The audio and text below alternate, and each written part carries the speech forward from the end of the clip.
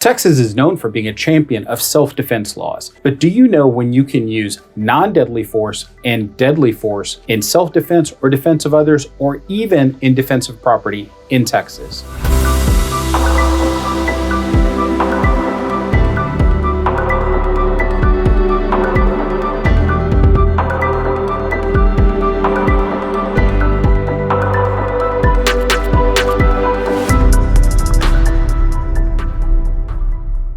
Let's jump right into the use of force in Texas. Texas laws address the use of force in two different categories. First, the use of non-deadly force. And of course, this is broader than the second category, which is the use of deadly force. Let's start with what Texas calls the use of force. When Texas uses the phrase use of force, it is referring specifically to non-deadly force. When we talk about the use of deadly force, that's its own category. So first, when can you, in Texas, use force to defend yourself or someone else? Under Texas law, you can use force when three conditions are met. First, the use of force has to be based on a reasonable belief. Second, that reasonable belief must be that the use of force was immediately necessary. And third, it has to be in response to another person's use of unlawful force or attempted use of unlawful force against you. Let's break that down even further. First, the reasonableness of the belief. It will always be up to the fact finder, that is a judge or jury potentially, whether or not a person's actions were reasonable. But that is the linchpin of the entire analysis. Was the action that was taken, that is the use of force, reasonable in the light of all the circumstances that existed in the moment? Second, and importantly, the use of force had to have been immediately necessary. The immediacy is something that can often be overlooked, but is central to the evaluation of whether or not the use of force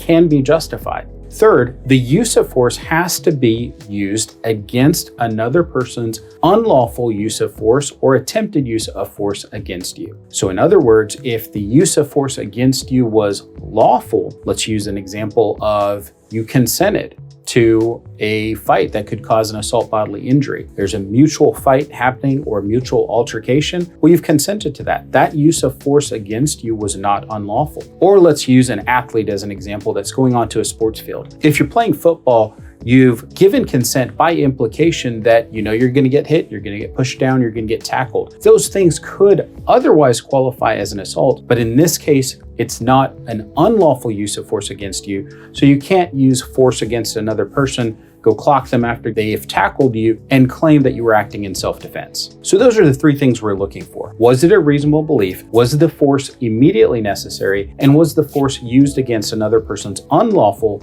use of force against you, or an attempted unlawful use of force against you? Now, the self-defense laws in Texas get even better because there are certain circumstances under which there's a presumption that the action taken was reasonable. In other words, those first two elements of was it based on a reasonable belief that the force was immediately necessary are presumptively found under the following circumstances. The first presumption is what most people call the Castle Doctrine. And we're going to break this down into parts as well. So the Castle Doctrine in Texas says that if a person uses force to enter an occupied home, vehicle, place of business, or place of employment, then the person who's on the inside can use force against that entry. There are three things that you have to keep in mind, and all three conditions must exist. It's common for us to get questions on these videos where people say, one of the conditions were met, and therefore I'm automatically going to use force, or even get to the next step of using deadly force. But if you're wanting to follow Texas law to the letter, understand that you have to have all three of these conditions met. I'm going to talk first about the one that comes to everyone's mind, and that is the person was at your property unlawfully. And here I'm using the term property broadly to include your home, your occupied vehicle, or your occupied place of employment or place of business. So this idea that a person is there unlawfully makes us all think about trespass. So you could have someone who is trespassing on your property. Perhaps you have a sign that says no trespassing, no solicitors. In Texas, you might come across a purple post that tells you on farmland you should not enter that property, and doing so would be considered criminally trespassing, or a situation where someone's come onto your land and you're telling them, get off my property. If you remain here, you're trespassing. At a business, you might have a circumstance where someone tries to enter the business after hours or before the store has opened. Those would all be circumstances under which that first element is perhaps met. They are trying to make unlawful entry. However, the next element is one that's often overlooked, but very important, and that is that the entry that the other person is making has to be done with force. So there are lots of us who, if we feel safe in our communities, we might not make a point of locking our doors before we go to bed, or not even think about locking our doors. But if someone were to enter your home at night because your door was unlocked, you're gonna have a harder time showing that that entry was with force. It's one thing to enter unlawfully, and we can all agree that someone entering your home at night without permission is unlawful, but was it with force? And that's an element you've got to show to prove up the Castle Doctrine. So the first two elements are unlawful entry and entry with force or attempted entry. The third thing you have to show is that the home, vehicle, or business was occupied. In other words, you can't set up a booby trap when you're away from your home to protect your home. That use of force has to be based on the fact that you were in your home or in your vehicle or at your place of work. So a quick recap of the Castle Doctrine in Texas. You want to make sure that the use of force is when there's unlawful entry or attempted entry by force and while the home, business, or vehicle is occupied. An extension of the Castle Doctrine is the second way in which you can use a presumption that the use of force was appropriate in Texas. And that is if someone is trying to remove you from your home, your vehicle, or your place of business unlawfully and with force. That could be that they're actually removing you or they're attempting to remove you. You can use the protection of this presumption, in other words, an extension of the Castle Doctrine, to say you were justified in using force if someone's trying to take you out of your home, pull you out of your car unlawfully and with force. The third instance where there is a presumption that you can use force to defend yourself is when there is a commission or attempted commission of certain offenses. In Texas, those offenses are aggravated kidnapping, murder, sexual assault, aggravated sexual assault, robbery, and aggravated robbery. Quick recap of when you can use force in defending yourself in Texas. You've got the presumption of the Castle Doctrine. You've got the presumption based on the extension of the Castle Doctrine where someone's trying to remove you. And the third one is the commission or attempted commission of certain offenses in Texas. There are some limitations on when you can use force even under these circumstances. One of the key limitations in Texas is you cannot create the difficulty that you're claiming required you to use force in defending yourself. So in other words, you can't start a fight and then claim you were acting in self-defense. That's also known as you cannot provoke the difficulty. Another key exception in Texas is you cannot use self-defense if you were committing an offense other than a Class C traffic violation. This exception is one that catches a lot of people by surprise. Imagine this scenario. Someone is attempting to use deadly force against you. You draw a weapon, shoot, and you kill that other person. If you so much as have possession of drug paraphernalia, so a ticketable offense in Texas that's not a traffic ticket, you're committing any other offense, you then cannot claim you were acting in self-defense. So now, instead of having a viable self-defense theory, you are going to get charged with murder. Okay, so that's a huge exception that most people don't know or ever think about. You cannot be committing any other offense other than a Class C ticket. So things like possession of drug paraphernalia, possession of marijuana, misdemeanor offenses that most people are not thinking about become the basis for a person to lose the ability to claim self-defense. The protections that the self-defense laws in Texas provide also say that there is no duty to retreat in Texas. Some people refer to that as the stand your ground law. The stand your ground law in Texas says if you have the right to be present at the location, you're not committing any other offense other than potentially a Class C traffic violation,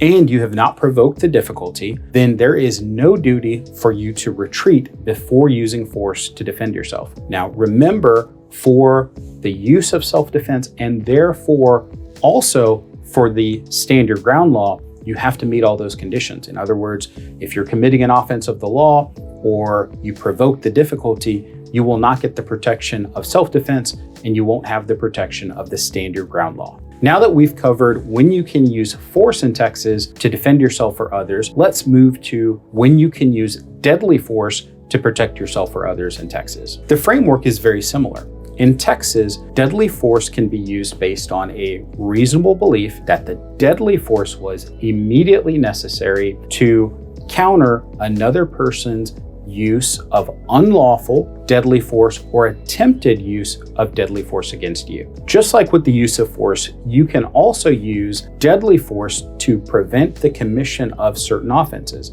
So if a person is committing the following offenses or attempting to commit the following offenses, those are situations where you can use deadly force in Texas. The offenses are aggravated kidnapping, murder, sexual assault, aggravated sexual assault, robbery, or aggravated robbery.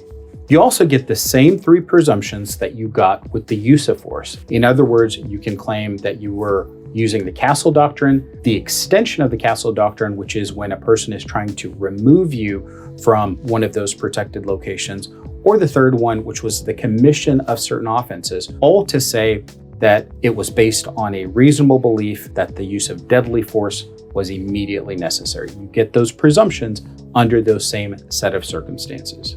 Here's where things get interesting. In Texas, there are certain circumstances where you can use deadly force to protect your property. You can use deadly force to protect your land or your property when you have a reasonable belief that deadly force was immediately necessary to prevent arson, burglary, robbery, aggravated robbery, theft at night, or criminal mischief at night. Let's break that down a little bit. So these are, generally speaking, property crimes. Most people have never really thought about what the difference is between theft, burglary, robbery, and aggravated robbery. So let's break that down a little bit. Theft is when you take something from the true owner with the intent to deprive them of their property. Fairly straightforward concept. It becomes burglary when the theft is taking place by reaching into a protected place. So if someone reaches into your vehicle or enters your vehicle or enters your home, a building that you own, those become instances where the offense is now burglary. Now, you go from violating a place to violating a person or an individual. Now you're talking about